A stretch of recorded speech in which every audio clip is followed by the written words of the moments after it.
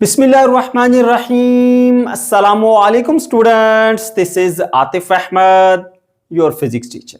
प्यारे बच्चों, आज की इस वीडियो में हम डिस्कस करने जा रहे हैं जी वेव मोशन को। और आज का हमारा टॉपिक बहुत ही ज़्यादा आसान, सिंपल और छोटा सा चुना मुना सा टॉपिक है। बच्चों, ये टॉपिक आपको एज अ लॉन्ग क्वेश्चन तो बिल्कुल नहीं दिया जाएगा। यहाँ से आपको short questions, conceptual questions exam में दिए जा सकते हैं, या फिर कोई एक एमसीक्यू भी आपको एग्जाम में दिया जा सकता है। ठीक है, अब किस तरह का क्वेश्चन आपको एग्जाम में दिया जाएगा मैं आपको साथ साथ गाइड करता रहूंगा। तो चलिए जी स्टार्ट करते हैं। बच्चों, स्टार्ट करने से पहले ना मैं आपको ये बता दूं कि इस टॉपिक में से ना हमारे दो एसएलओस कवर होते हैं। ठीक है, तो मेरे पास दो ऑब्जेक्टिव्स हैं कि जब मैं अपने बच्चों को ये टॉपिक पढ़ाऊं, ठीक है, तो इस टॉपिक को सीखने के बाद दो ऑब्जेक्टिव, दो मकसद मुझे हासिल होने चाहिए। वो कौन से? नंबर एक, कि मेरे बच्चों को इल्म हो, पता चल जाए कि ये वेव मोशन क्या होती है, वो बता सके मुझे। ठीक है। नंबर दो, मेरे बच्चों को ये बात पता चल जाए कि वेव किस तरह से एनर्जी को ट्रांसफर करती है बिना मैटर को ट्रांसफर किए। ये दो मेरे ऑब्जेक्टिव हैं। ठीक है बेटा, तो इस लेक्चर के कंप्लीट होने के बाद आपने मुझे कमेंट सेक्शन में लाजमी तौर पर बताना है कि क्या मैंने ये दोनों ऑब्जेक्टिव अचीव कर लिए हैं या नहीं किए। ठीक है बेटा, तो चलिए जी बढ़ते हैं टॉपिक की तरफ। मेरे बच्चों, यहां पर मैं आपको सबसे पहले सिखाना चाहूंगा कॉन्सेप्ट ऑफ वेव, के वेव होती क्या है। बेटा, वेव को ना उर्दू में कहते हैं लहर, वेव्स, लहरें। आपने अक्सर देखा होगा पानी में अगर कोई पत्थर वगैरह फेंक दे ना, तो ऐसे सर्कल की सूरत में ऐसे वेव बिखरती हुई जाती हैं, उनको लहरें कहते हैं, इंग्लिश में वेव्स कहते हैं। ठीक है बेटा, ये वेव्स क्या होती हैं? वेव किसी भी मीडियम में एक डिस्टर्बेंस होती है जिसकी वजह से उसके पार्टिकल वाइब्रेट करना शुरू कर देते हैं। ठीक है बेटा, मीडियम कहते हैं ज़रिया। ठीक है, अब मैं आपको ये चीज समझाता हूं, बात ध्यान से सुनिएगा। देखो भाई, ये ना एक तालाब है। ठीक है, इस तालाब के अंदर ये जो पानी पड़ा है ना, पानी, ये एक मीडियम है। अब डिस्टर्बेंस क्या है कि मैं एक पत्थर फेंक देता हूं इसके अंदर। ठीक है, तो मैंने क्या किया, मीडियम को डिस्टर्ब कर दिया। अब मीडियम को डिस्टर्ब करने से क्या होगा, उसके जो पार्टिकल्स हैं वो ऐसे ऐसे वाइब्रेट करना शुरू हो जाएंगे। देखो, वाटर मीडियम कैसे है मैं वो समझाता हूं आपको। अगर तालाब खुश्क हो, पानी ना हो, पत्थर फेंको, वेव्स बनेगी? नहीं बनेगी। इसका मतलब है पानी जरिया है। अगर पानी होगा तो पत्थर फेंकेंगे तो वेव्स बनेगी, है ना। पानी नहीं होगा तो वेव्स नहीं बनेगी। तो जरिया कौन हुआ? पानी। सही है बेटा। तो अब यहां पे तालाब का पानी है मीडियम, पत्थर फेंकना डिस्टर्बेंस, उसकी वजह से क्या होता है, जो वाटर के पार्टिकल हैं वो ऐसे ऐसे ऑसिलेट करेंगे, ऐसे ऐसे। ठीक है, और इस तरह से ना वेव्स बनती हुई बिखरती जाएंगे आगे। और अगर आपने सर्कल देखा होगा अक्सर कि पत्थर फेंका सेंटर में, तो सर्कल से बनते हुए ऐसे रिपल्स बाहर की तरफ जाते हैं, सर्कल बड़े होते जाते हैं, ऐसे फैलते चले जाते हैं, है ना बेटा। वही बेसिकली हमारे पास वेव्स होती है। तो सीखा आपने, मैंने आपसे कहा था कि वेव्स है disturbance in the medium. Medium क्या है? पानी। डिस्टर्बेंस क्या है? पत्थर को फेंकना। उसकी वजह से क्या हुआ, वाटर के पार्टिकल ऑसिलेट कर रहे हैं तो वेव्स प्रोड्यूस होगी। तो अब ये चीज आपको बिल्कुल क्लियर हो जानी चाहिए कि वेव्स है डिस्टर्बेंस इन द मीडियम।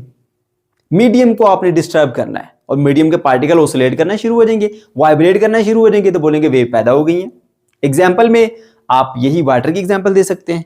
अगर कोई एक्टिविटी करके देखना चाहते हैं तो भाई आप एक बाउल ले लो, उसमें पानी डालो, ठीक है, और कोई पेंसिल ले लो, उसके एक एंड पे ऐसे डिप करो, इन आउट करो, तो आप देखेंगे कि सर्कुलर वेव्स बनेगी उसके अंदर।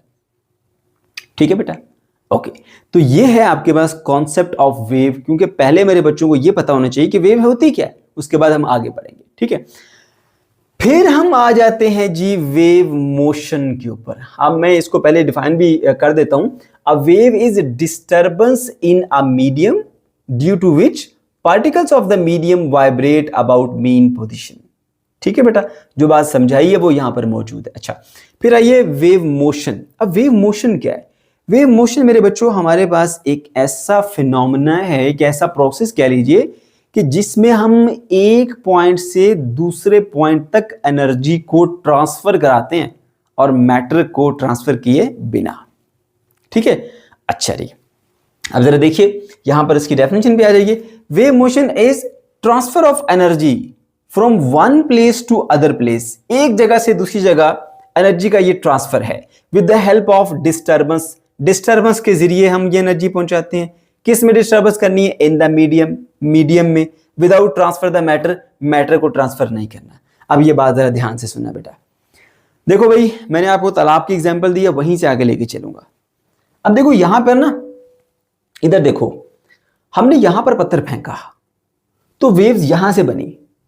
अब यहां पर ना कहीं आगे जाके एक कार्क पड़ा हुआ। कार्क ना बिल्कुल लाइट वेव का एक ऑब्जेक्ट होता है, लाइट वेट का, ठीक है, और ये पानी में डूबता नहीं, उसकी सरफेस पे ऐसे फ्लोट करता रहता है, ठीक है, यहां पे रखा हुआ है। अब हमने पत्थर फेंका था यहां पर। अब क्या हुआ? ऐसा ऐसा वेव्स यूं फैलती जा रही है, फैलती जा रही है, फैलती जा रही है, ठीक है। जब तक वेव इस तक पहुंची नहीं है ना, ये बिल्कुल रेस्ट पे रहेगा।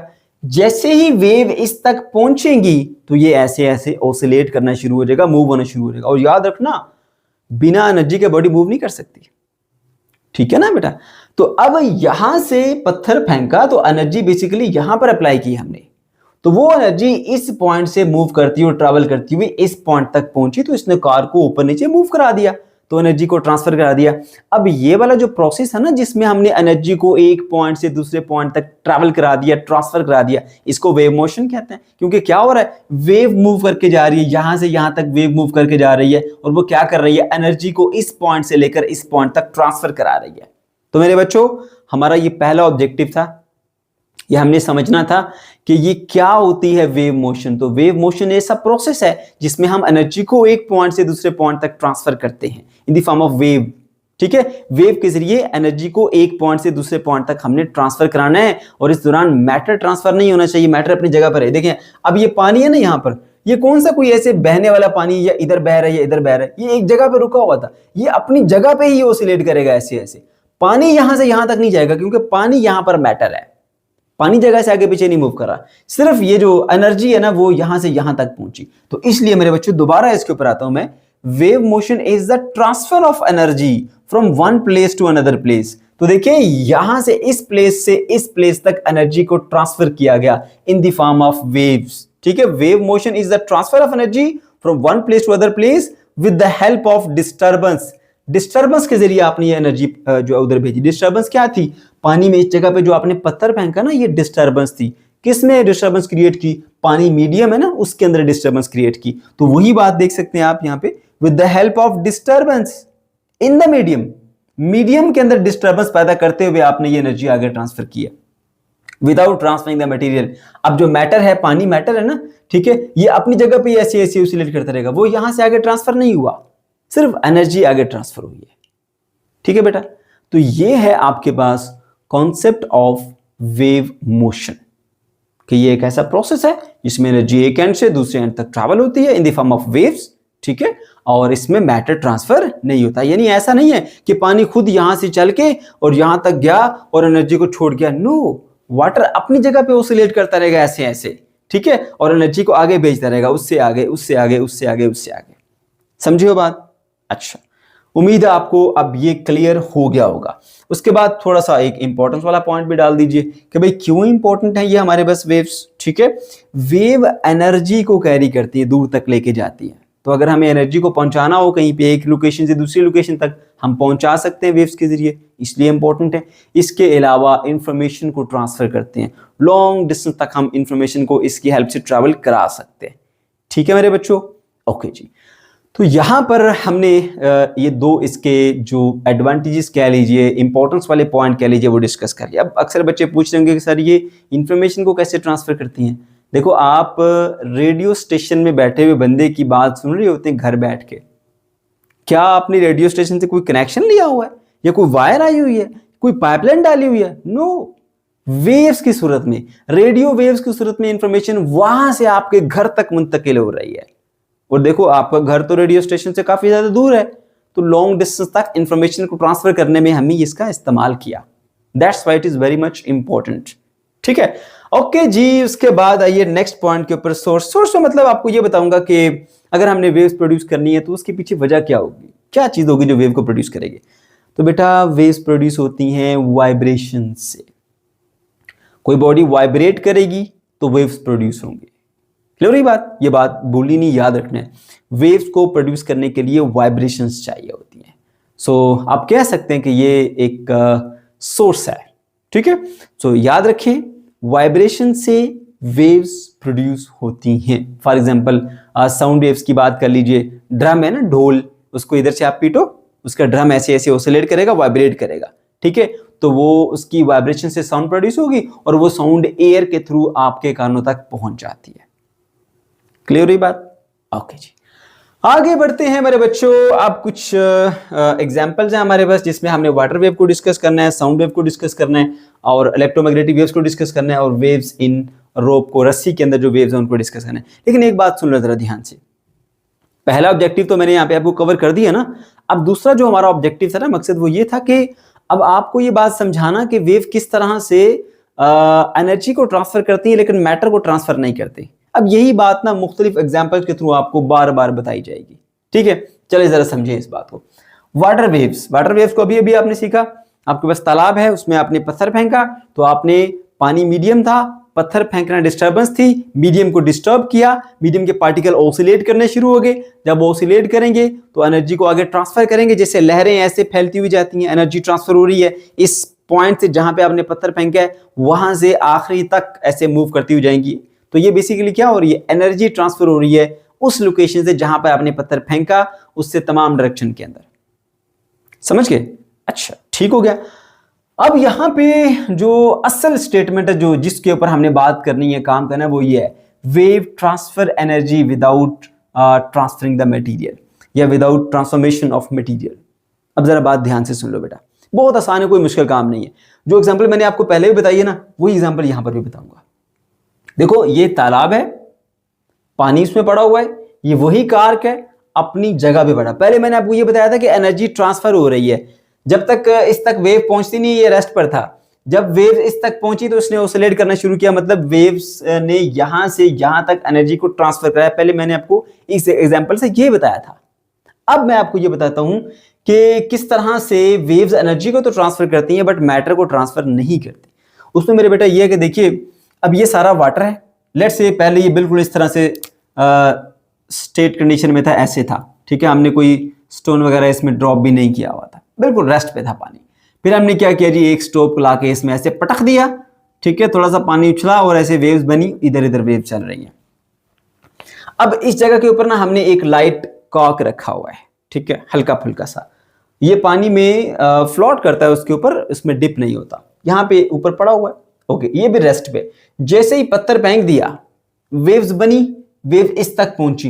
तो आप जरा इसकी मोशन को ऑब्जर्व कीजिएगा, ये अपनी जगह के ऊपर ना ऐसे ऐसे ऑसिलेट करता रहेगा, ये आगे नहीं बढ़ेगा, ये इधर नहीं जाएगा, क्योंकि ये जिन वाटर के पार्टिकल्स के ऊपर पड़ा हुआ ना, वो पार्टिकल्स भी अप एंड डाउन मूव कर रहे हैं ऐसे ऐसे, वो आगे मूव नहीं कर रहे। हाँ, अगर वाटर के पार्टिकल आगे मूव करते तो ये कार्क भी उनके साथ ही आगे चला जाता, मगर ऐसा नहीं है, ठीक है।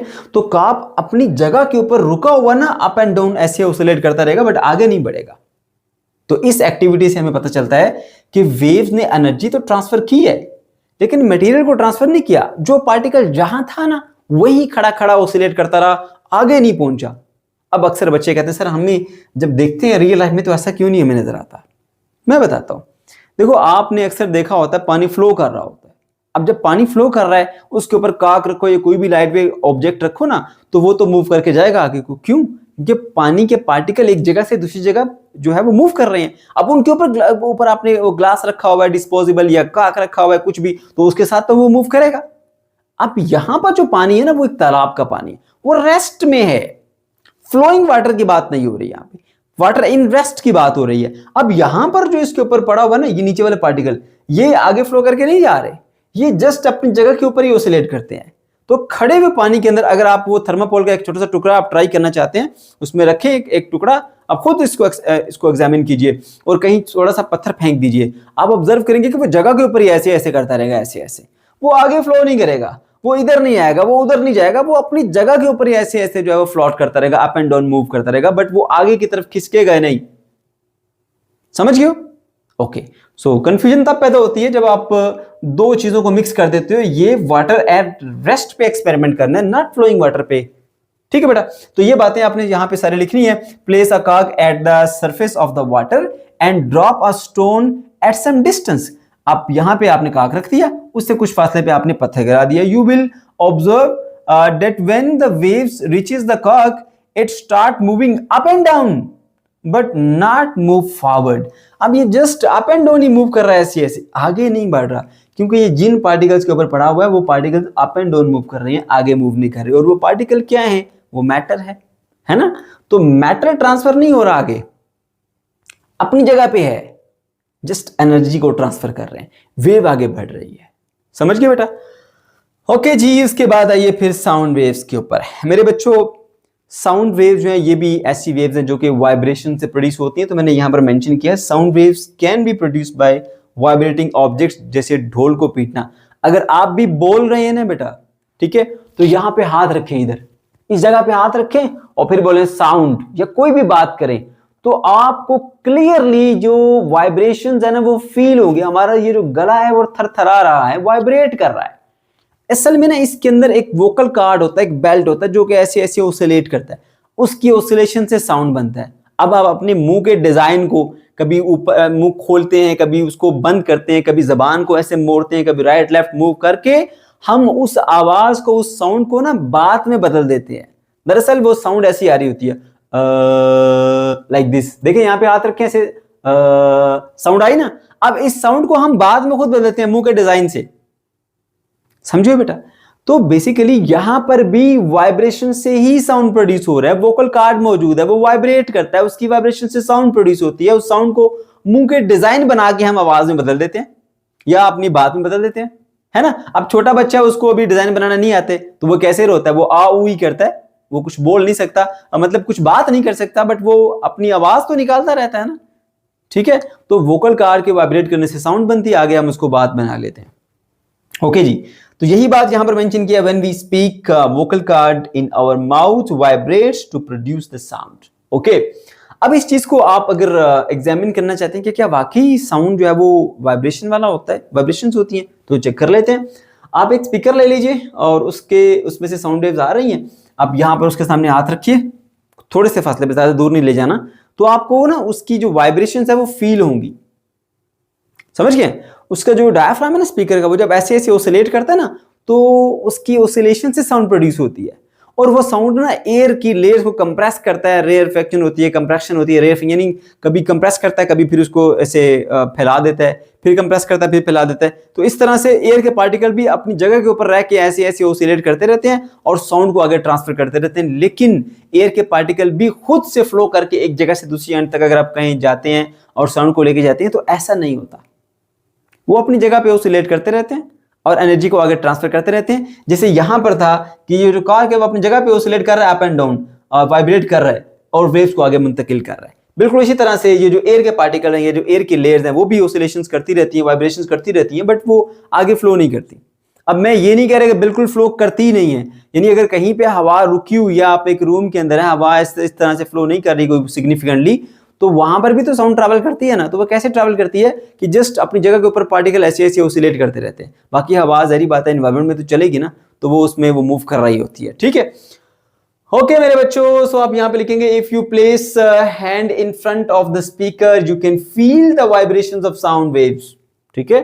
तो इस तरह से स्पीकर का डायफ्राम वाइब्रेट करेगा, तो कभी एयर की लेयर्स कंप्रेस हो जाएंगी, कभी फिर उसमें रेयरफेक्शन आ जाएगी, फिर कंप्रेशन रेयरफेक्शन कंप्रेशन रेयरफेक्शन, यानी बिखरेंगी सिकुड़ेंगी, बिखरेंगी सिकुड़ेंगी, पार्टिकल ऑसिलेट करते रहेंगे और वेव आगे ट्रांसफर होती रहेगी। Air molecules vibrate eight mean position, transfer sound energy but remains at the same place. Air के पार्टिकल्स है ना, अपनी जगह पे ऐसे ऐसे ऑसिलेट करते रहते हैं, साउंड एनर्जी को ट्रांसफर कर देंगे बट अपनी जगह नहीं छोड़ते। समझ गए? ओके, अगेन हमने वही बात आप तक पहुंचाई कि वेव्स एनर्जी को ट्रांसफर कर रही हैं but without transferring the material. Air के मॉलिक्यूल अपनी जगह पे खड़े होकर ऐसे ऐसे ऑसिलेट कर रहे हैं और साउंड को आगे भेजते जा रहे हैं। साउंड क्या है? वेव्स है। तो वेव्स ट्रैवल कर रही हैं आगे की तरफ, वेव ट्रैवल कर रही है, एनर्जी आगे मुंतकिल हो रही है, लेकिन जो पार्टिकल है मीडियम के, वो अपनी जगह पे रहते हुए ही ऑसिलेट कर रहे हैं। समझ गए? ओके मेरे बच्चों, उसके बाद फिर आते हैं जी इलेक्ट्रोमैग्नेटिक वेव्स। मेरे बच्चों, इलेक्ट्रोमैग्नेटिक वेव्स जो होती है ना, ये वेव्स की एक ऐसी टाइप है जिनको आगे ट्रैवल करने के लिए किसी मीडियम की जरूरत नहीं होती। देखो वाटर वेव्स है ना, वाटर के बिना आगे ट्रैवल नहीं कर सकते, वाटर होगा तो आगे की तरफ प्रोपोगेट करती हुई जाएंगी। एक रस्सी के अंदर वेव्स बना रहे हैं हम ऐसे ऐसे करके, ठीक है, उसके अंदर भी वेव्स के लिए रस्सी चाहिए, रस्सी नहीं होगी तो वेव्स नहीं बन सकती, समझ गए हो। साउंड वेव्स हैं वो भी हमारे पास ऐसी हैं, उनके लिए मीडियम चाहिए एयर, अगर एयर नहीं होगी, वैक्यूम अगर, तो साउंड ट्रैवल नहीं कर सकता, समझे। लेकिन कुछ वेव ऐसी भी होती हैं जिनको आगे ट्रैवल करने के लिए, आगे बढ़ने के लिए मीडियम चाहिए ही नहीं होता, उनको जरूरत ही नहीं होती इस चीज की। ऐसी वेव्स को हम बोलते हैं ये इलेक्ट्रोमैग्नेटिक वेव्स हैं, जिससे लाइट वेव्स हैं, ठीक है। अब उनको किसी मीडियम की जरूरत नहीं है, न किसी पाइपलाइन की जरूरत है, न किसी वायर की जरूरत है, ऐसी किसी चीज की उनको जरूरत नहीं है, वो ऐसे ट्रेवल कर सकती हैं। इवन वैक्यूम से भी ट्रेवल करके जा सकती है, जहां पे हवा भी मौजूद नहीं है, उधर से भी ट्रेवल करके जाएंगी जहां साउंड ट्रेवल नहीं कर सकता, समझे बेटा। ऐसी वेव्स को हम बोलते हैं ये हैं इलेक्ट्रोमैग्नेटिक वेव्स, ठीक है। तो यहां पर मैंने बताया आपको electromagnetic waves are the type of waves which do not require any medium for propagation। propagation का मतलब होता है वेव को आगे फैलाना, आगे लेकर जाना, ठीक है। तो आगे फैलाने के लिए, आगे बढ़ने के लिए, मूव करने के लिए कोई मीडियम रिक्वायर्ड नहीं होता। इसकी एग्जांपल बेटा आप लाइट वेव्स की देंगे। अच्छा, अब ये जो टॉपिक है ना, अगर मैं प्रॉपर कंसेप्ट की बात करूं तो ये सेकंड ईयर का टॉपिक है और वहां पे अच्छी खासी डिटेल्स हैं इसकी, बट यहाँ पे सिर्फ ना आपको थोड़ा सा इसके बारे में गाइड करूंगा, ज्यादा डिटेल में हम नहीं जाएंगे क्योंकि अभी आपका बेटा लेवल नहीं है, ठीक है। अच्छा जी, जब आप सेकंड ईयर में आएंगे तो वहां पर मैंने इसके ऊपर काफी डिटेल में काम किया हुआ है, वो फिर इंशाल्लाह आपके साथ शेयर करेंगे। ओके जी, फिर आ जाइए जी यहाँ पर इलेक्ट्रोमैग्नेटिक वेव्स की इस डायग्राम के ऊपर। बेटा ये जो इलेक्ट्रोमैग्नेटिक वेव है ना, ये इलेक्ट्रिक फील्ड और मैग्नेटिक फील्ड का कॉम्बिनेशन होती है, ठीक है, जिसमें ये दोनों फील्ड ना एक दूसरे से परपेंडिकुलरली ऑसिलेट कर रही होती हैं। अगर एक फील्ड यूं जा रही है ना ऐसे, ठीक है, ये इलेक्ट्रिक फील्ड है, यूं जा रही है इस तरह से, तो दूसरी जो मैग्नेटिक फील्ड है वो यूं जाएगी ऐसे, लाइक दिस, इस तरह से, ठीक है। तो अब ये देख सकते हैं एक यूं यूं जा रही है ऐसे ऐसे, ठीक है, दूसरी कैसे जा रही है ऐसे ऐसे ऐसे ऐसे, ठीक है। ये एक दूसरे से परपेंडिकुलर होती है और दोनों मिलकर बनाती हैं इलेक्ट्रोमैग्नेटिक फील्ड, इलेक्ट्रोमैग्नेटिक वेव्स। अब आपको अगर पता नहीं है इलेक्ट्रिक फील्ड क्या होती है, मैग्नेटिक फील्ड क्या होती है, तो वैसे जानना है यहाँ पर जरूरी तो नहीं, लेकिन थोड़ा सा मैं गाइड कर देता हूँ। बेटा इलेक्ट्रिक फील्ड और मैग्नेटिक फील्ड बहुत आसान है। एक मैग्नेट के इर्द गिर्द एक ऐसा इलाका होता है ना जहाँ पे कोई और मैग्नेट आया तो वो फौरन से उसकी तरफ अट्रैक्ट हो जाता है या रिपेल हो जाता है, उस पर फोर्स अप्लाई हो जाती है, उस इलाके को, उस रीजन को ना बेटा हम मैग्नेटिक फील्ड कहते हैं। इसी तरह से एक चार्ज के इर्द गिर्द भी एक ऐसा इलाका होता है कि जहां पर कोई और चार्ज आएगा ना तो या वो अट्रैक्ट हो जाएगा या वो रिपेल हो जाएगा, यानी उसके ऊपर फोर्स अप्लाई हो जाएगी, उसको इलेक्ट्रिक फील्ड कहते हैं। तो इलेक्ट्रिक फील्ड और मैग्नेटिक फील्ड दोनों की कॉम्बिनेशन से जो है वो हमारे पास इलेक्ट्रोमैग्नेटिक फील्ड बनती है। अब मैंने आपको बताया था कि वाइब्रेशन जो है वो सोर्स होता है। देखें यहाँ पे आप एक बाउल में पेन लेके उसके अंदर इन आउट ऐसे उसकी सरफेस पे वाइब्रेटरी मोशन परफॉर्म करें एक पेंसिल के साथ, ठीक है, तो उसमें वेव्स बनेगी। इसके अलावा यहाँ पर जो आपका है ये दूसरे वाला साउंड वेव्स, उसमें मैंने आपसे कहा वोकल कार्ड वाइब्रेट करता है, ढोल का ड्रम वाइब्रेट करता है तो साउंड प्रोड्यूस होती है, वेव्स बनती है। अब यहाँ पे इलेक्ट्रोमैग्नेटिक वेव में भी आप सोचेंगे कि सर कौन सा चीज वाइब्रेट करती है जिसकी वजह से इलेक्ट्रोमैग्नेटिक वेव बनती है, तो बेटा चार्जेस के ऑसिलेट करने से, चार्जेस के ऑसिलेट करने से इलेक्ट्रोमैग्नेटिक वेव्स बनती हैं, ठीक है। बस इतना ही बताऊंगा, इससे ज्यादा डिटेल के अंदर हम बेटा नहीं जाएंगे, ठीक है। ओके जी, electromagnetic waves are the combination of electric and magnetic field oscillating perpendicular to the direction of propagation of the wave. मतलब ये है कि इलेक्ट्रिक फील्ड और मैग्नेटिक फील्ड आपस में परपेंडिकुलर होती हैं, ठीक है, यानी मैंने आपको बताया एक यूं जा रही होती है ऐसे, तो दूसरी इस तरह से जा रही होती है, ठीक है। और ये दोनों जो जिस डायरेक्शन में वेव जा रही है उसके साथ भी परपेंडिकुलर होती है, यानी अगर वेव यूं जा रही है ना ऐसे इधर को, तो पार्टिकल किधर होंगे, ऊपर नीचे ऐसे, इस तरह से, मतलब कि ये इलेक्ट्रिक फील्ड में वेरिएशन आएगी। तो देखो ये क्या एंगल बन रहा है 90, ठीक है। और जो दूसरा है मैग्नेटिक फील्ड वो भी इसके साथ, देखें ये इधर को जा रही है ना, वो इधर जा रही होगी, फिर भी 90 डिग्री बन रहा है। ये भी 90 है, ये भी 90 है, 90 वेव उधर बढ़ रही है, इलेक्ट्रिक फील्ड इस तरह से परपेंडिकुलर है और मैग्नेटिक फील्ड इस तरह से परपेंडिकुलर है, ठीक है बेटा। ओके जी, तो ये दोनों जो हैं वो वेव की डायरेक्शन से परपेंडिकुलर होती हैं, आपस में भी परपेंडिकुलर हैं, और वेव जिस डायरेक्शन में ट्रैवल कर रही है उसके साथ भी परपेंडिकुलर होती है। सही है बेटा। अच्छा जी, तो यहां पे फिर हमारा लास्ट वाला पॉइंट रह गया, वेव इन द रोप, एक रस्सी के अंदर जो आपने वेव्स प्रोड्यूस करनी है। तो बेटा एक रस्सी ले लो, एक सपोर्ट से ऐसे अटैच कर दो, दूसरा एंड इसका पकड़ो हाथ में फ्री, उसको अप एंड डाउन ऐसे मूव करो, तो आप देखेंगे कि उसके अंदर एक रिपल प्रोड्यूस होगी और वो रिपल आगे की तरफ बढ़ती हो जाएगी इस तरह से। ये देखिए ये वेव है, ये वेव यूं आगे की तरफ यूं बढ़ती हो जाएगी और यहां तक पहुंचेगी, समझिए बात। तो मेरे बच्चों ये बहुत ही आसान है, आपने जस्ट एक रस्सी का एंड फिक्स सपोर्ट से बांध देना है, दूसरे को आपने पकड़ के ऐसे अप एंड डाउन मूव करना है, तो उस रस्सी के अंदर वेव जो है वो प्रोड्यूस हो जाएंगी। ठीक है, अब ये वेव इस डायरेक्शन के अंदर आगे की तरफ बढ़ रही है, और अगर आप इस रस्सी के पार्टिकल्स की मोशन को ऑब्जर्व करें तो पार्टिकल जो है बेटा देखिए ये बेसिकली ना यहाँ पर इस मीन पोजीशन पर थे, तो यहाँ पर ऐसे नीचे चलेंगे। ये देखिए यहाँ पर इधर ये मीन पोजीशन पर थी रस्सी, और इसके पार्टिकल यहाँ पे रस्सी के ऊपर जा रहे हैं। फिर यहाँ देख लीजिए पार्टिकल जो है वो मीन पोजीशन से नीचे आ रहे हैं। अब ये जो डॉटेड लाइन है ना, ये इसकी मीन पोजीशन थी रस्सी की, बिल्कुल स्ट्रेट। जब आपने इसको ऐसे अप एंड डाउन मूव किया तो पार्टिकल देखिए नीचे आ रहे हैं, ऊपर जा रहे हैं, नीचे आ रहे हैं, ऊपर जा रहे हैं, तो up and down vibratory motion perform करते हैं। तो इस तरह से इस रस्सी के अंदर वेव्स सेटअप हो जाती है। ठीक सॉरी बेटा।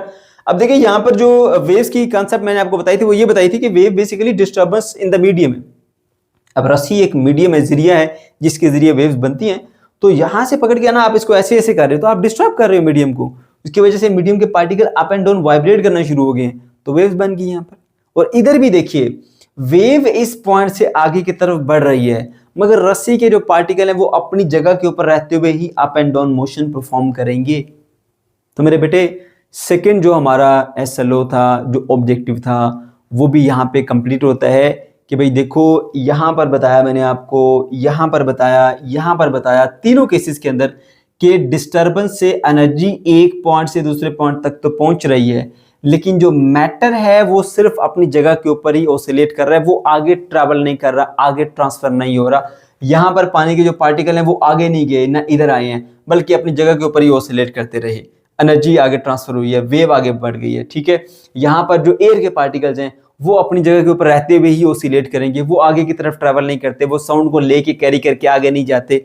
ठीक है, इसी तरह यहाँ पर रस्सी के पार्टिकल में देखा, रस्सी के पार्टिकल अपनी फिक्स पोजीशन से अप एंड डाउन ही मूव करते रहेंगे ऐसे ऐसे, और वेव जो है वो यहाँ से इस पोजीशन से आगे तक यहाँ ट्रांसफर होगी। यानी एनर्जी आपने यहाँ पर अप्लाई की थी वो एनर्जी यहाँ तक पहुँच गई है, लेकिन जो मीडियम के पार्टिकल है वो अपनी जगह के ऊपर ही वाइब्रेट करते रहे। मीडियम के पार्टिकल ये सारी की सारी रस्सी यहाँ से यहाँ तक नहीं पहुंची। देखो आपने तो यहाँ से स्टार्ट किया था ना, तो यहां से वाइब्रेशन हुई थी, तो इस पार्टिकल के पास एनर्जी गई थी। अब यहां से एनर्जी यहां तक पहुंच चुकी है, लेकिन ये पार्टिकल स्टिल अपनी पोजीशन के ऊपर ही ऐसी ऐसी ऑसिलेट कर रहे हैं, क्योंकि आपने इसको हाथ में पकड़ा हुआ, ऐसे ऐसे कर रहे हैं आप। ठीक है, तो पार्टिकल अपनी जगह पे ऑसिलेट कर रहे हैं, एनर्जी यहां से यहां ट्रांसफर होगी है। तो अब मेरे बच्चों आपको समझ आ जानी चाहिए कि आपके पास जो एनर्जी है वो वेव्स के जरिए ट्रांसफर होती है और यहाँ पे मटेरियल ट्रांसफर नहीं होता। हमारा सेकंड ऑब्जेक्टिव भी कवर हो गया। अब आप लोगों ने बजा मुझे कमेंट सेक्शन में बताना है कि क्या दोनों ऑब्जेक्टिव हमने अचीव कर लिए हैं या नहीं किए। ठीक है बेटा, ओके जी, अल्लाह हाफिज।